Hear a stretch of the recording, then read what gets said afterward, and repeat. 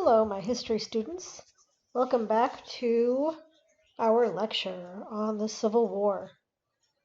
All right, last video we talked about the beginning of the war. We talked about the advantages and disadvantages and the North strategy for winning the war.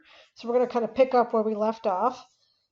Before I start, I want to mention that the South didn't have as an elaborate strategy as the North did with Winfield Scott's Anaconda Plan, but the South strategy was to wear down the North, to hopefully borrow supplies from Europe, because they knew that they were going to be dealing with a supply shortage through the entire war, and hopefully continue the war so that the North will give up and allow them to remain a separate nation. So that's the South strategy. Let's talk about a few more battles. And I'm not going to go over every single battle in the Civil War because we simply don't have time this semester. We have to get to the Great Depression. So this is not just a class on one event in history.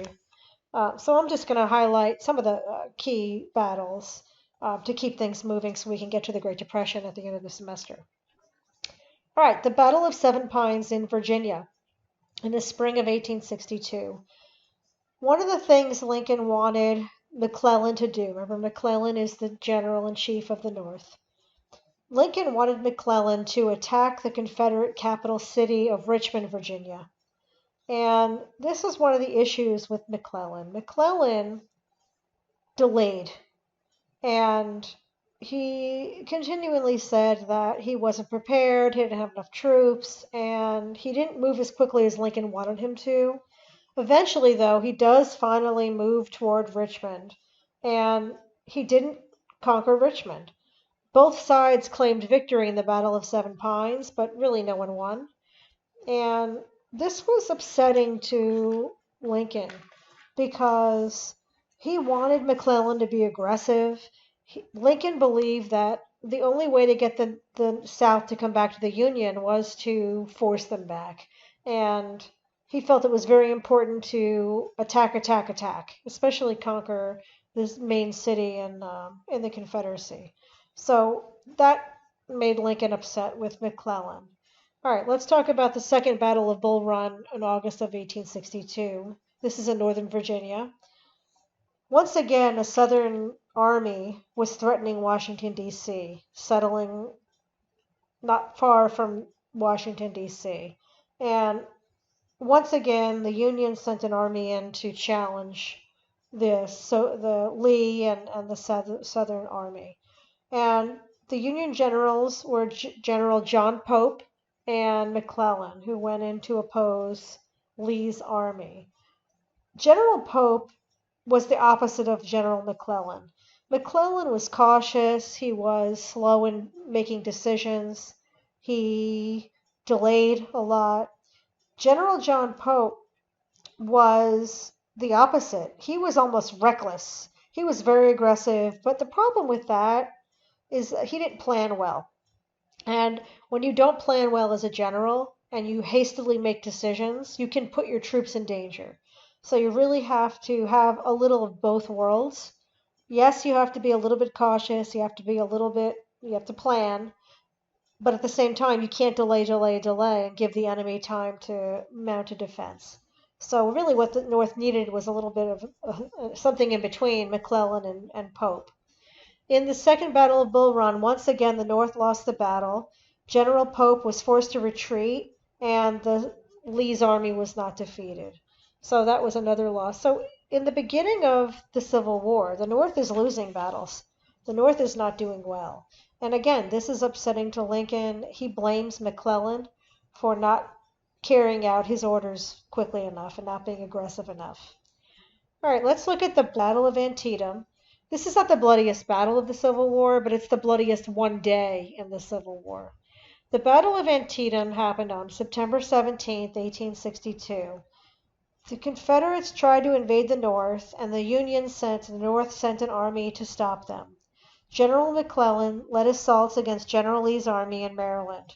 In the end, the Confederates retreated back to Virginia, but a lot of historians say Antietam was really a tie. although Lincoln claims it a victory for the North because Lee had to retreat, historians look at that battle and say, well, really it was more of a draw. That was the bloodiest day in the Civil War. It wasn't the bloodiest battle. The bloodiest battle is Gettysburg, but that was a 3-day battle. In the Battle of Antietam, close to 23,000 soldiers were killed, wounded, or missing on both sides in that 1-day battle. After that battle, Lincoln fires McClellan. And one of the reasons was, before the battle, McClellan's men found part of General Lee's plans written on a piece of paper that was found in a field. So McClellan had a window of time where he could have surprised Lee because he knew Lee's plans. But because McClellan is McClellan, he did not act quickly enough. He was too cautious. And eventually the South realizes they lost the plans and they changed their tactics. And McClellan's problem, a lot of historians feel, is that he always felt that his troops were outnumbered by the enemy. So he was slow to act because he always felt like he had to build up his troops. The truth was that wasn't really accurate. He really wasn't outnumbered all the time by the South's troops. So that missed opportunity really upset Lincoln, and Lincoln fired him in November of 1862. The new general-in-chief was General Henry Halleck. He was the next leader of the North's army. He was supposed to be an expert in military tactics. However, he did not get along with Lincoln. They didn't see eye to eye. And as the war continued, not going very well, the Northern press, the newspapers, criticized General Halleck. And that really hurt Halleck's reputation. And Lincoln ended up firing Halleck. Eventually, Lincoln acts as a general-in-chief himself for a while, until he finally gets to Ulysses S. Grant toward the end of the war, which we'll get to later. So the beginning of the Civil War is not going very well for the North. There are major losses on the battlefield, and the North is going through many generals. So that was the disadvantage of the North, was not having strong military leadership. Let's talk about the Emancipation Proclamation for a minute. As I mentioned before, Lincoln, before the Civil War, before he even was president, did believe that slavery was wrong. He was not a fan of slavery. But remember, I told you he was not an abolitionist. He did not want slavery to spread to the West, but he did not advocate eliminating slavery in the South because he knew that would cause a problem with the South. But Lincoln did believe that African Americans deserved natural rights to life, liberty, and happiness. And so he was opposed to slavery. He just wasn't an abolitionist. When the Civil War began, however, Lincoln did not immediately deal with the slavery issue. He kind of puts it off to the back burner. And there are several reasons for why Lincoln did this. Some say that Lincoln did not want to anger the slave states that were still loyal to the Union, like Missouri and Maryland and Kentucky. Remember, not all slave states left the Union. He was afraid that if he made a statement about the end of slavery, that might push those states over to the Confederate side. He also was concerned about Northern soldiers. By the beginning of the war, the North was mainly fighting the war to save the Union. And that's why a lot of soldiers picked up arms and joined the fight, was to save the Union. Lincoln feared that some of the Union Northern soldiers were fighting more to save the Union, not necessarily fighting regarding slavery. And he may have felt that some of those soldiers might desert the military if he issued an Emancipation Proclamation because they didn't want to fight for the slaves. Again, that's speculation. That could be a concern for Lincoln. However, by the summer of 1862, Lincoln realized how many Americans, especially Northern soldiers, were dying in the war. And Lincoln wanted the soldiers to die in the name of freedom, not just in the name of saving the Union. And so after the bloody Battle of Antietam, Lincoln announced the Emancipation Proclamation on September 22nd, 1862, a few days after the Battle of Antietam. What it says is that the South must lay down their weapons and return to the Union by New Year's Eve, 1862. So all of the Southern Confederate states that had left the Union have a deadline.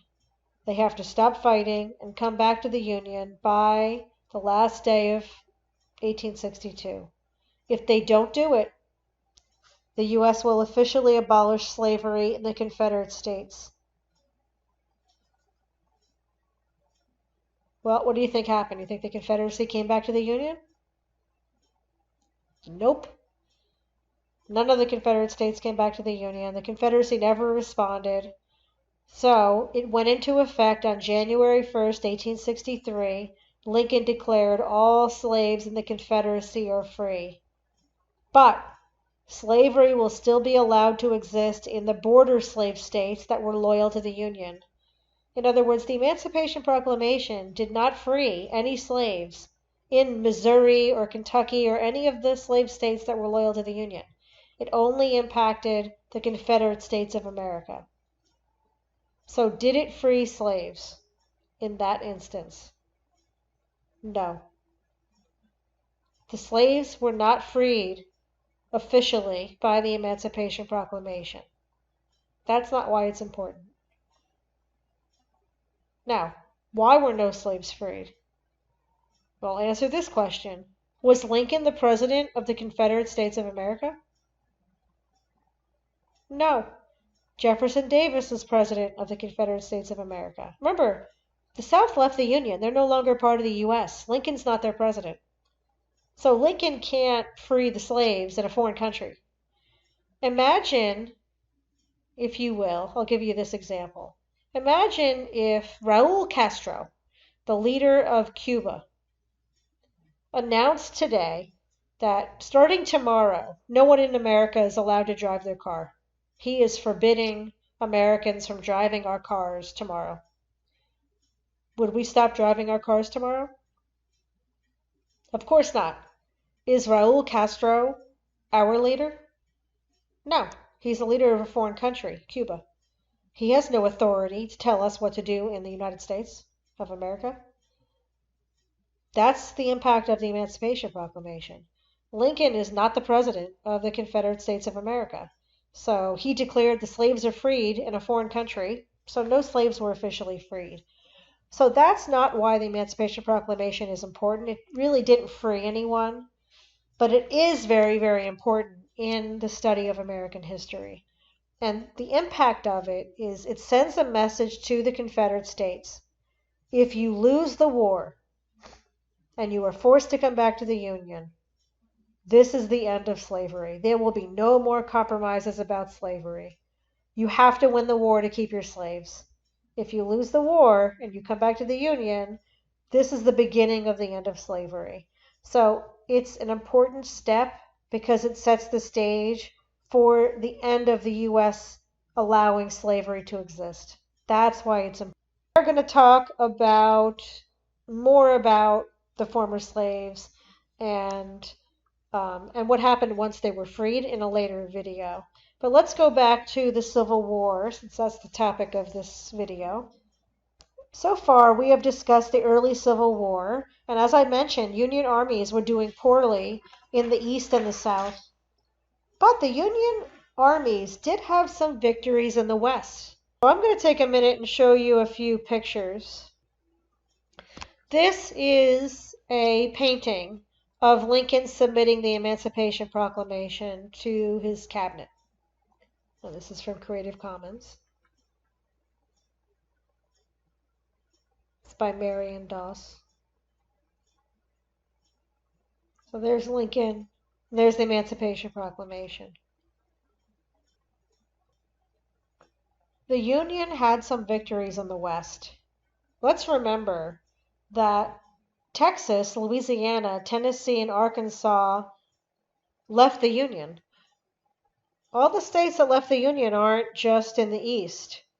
We have some Western states that have also left the Union. And the war was being fought here in the West as well as in the East. Union armies attacked Confederate troops in Tennessee. And one of the Union generals that does very well out west is Ulysses S. Grant. There was a battle called the Battle of Shiloh in Tennessee, where Union troops fought off rebel forces. This was in April of 1862, and it was a Union victory. This battle is one of the reasons why Lincoln named Grant as the head of the Union troops later on. So even though the war doesn't seem to be going well on the eastern part of the country, in the West the war is going better for the Union troops. Last topic before I end this video, I don't like to make my videos too long, is let's talk about the Confederate supply shortage, since that was such a major issue for the Confederacy. The Confederates were hoping to import supplies from foreign countries to help them win the war, because they can't get supplies from the North. But most European nations would not aid the Confederacy. And I'll use Queen Victoria of England as an example. Queen Victoria was the leader of England during the Civil War, and the Queen was very reluctant to have England aid a slave nation because England had already outlawed slavery. And the Confederate States of America was a slave nation. So what England announced in May of 1861 was that they would officially remain neutral in the U.S. Civil War. And that means that England is not going to help either side in the Civil War. They're going to stay out of it. And that's important because other European nations followed England's lead. And other European nations told the Confederacy, we're not going to send supplies because we don't want to get involved in your war. And again, part of it might be that many nations had outlawed slavery by the Civil War, and they probably didn't want to aid a slave nation like the Confederate States of America. The South did receive a few loans and some supplies from some areas of Europe, but it certainly was not enough for them to win the war. And even if they wanted to get a lot of supplies from Europe, the North had a naval blockade on the Atlantic Ocean. Remember, that was part of the Anaconda Plan. And that really helped to prevent foreign aid from reaching the South. So in the end, the lack of supplies really hurts the South. And by 1862, the South is facing a shortage of everything: food, shoes, clothing, other supplies, ammunition. And it's not just the troops I'm talking about. I'm not just talking about the soldiers missing supplies. Everybody in the South lacked supplies. A lot of women that were left on their own while their husbands and sons went off and fought in the war really had to struggle to feed the rest of the kids and to survive. And there are instances where Southern women rioted. And they often had something called a bread riot. A bread riot is when people who are starving loot stores to get food to feed their families. And we do have some serious riots in some southern states. And I'm going to make you do a homework assignment probably later on Global Lyceum regarding a terrible riot that happened in Richmond, Virginia, a bread riot.